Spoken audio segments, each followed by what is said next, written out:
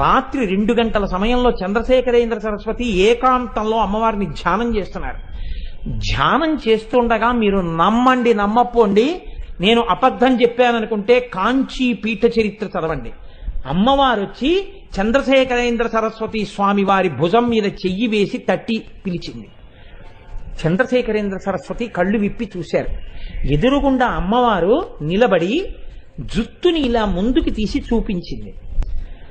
ఓయ్ పిల్లాడా, నా గుడిని బాగు చేయించడానికి డబ్బు కోసం పాలాభిషేకం చేసి ఇంత దూరం వచ్చావు.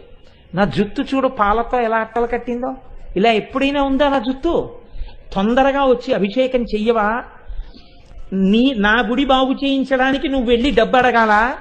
నన్ను అడిగితే నేను ఇవ్వనా అంది.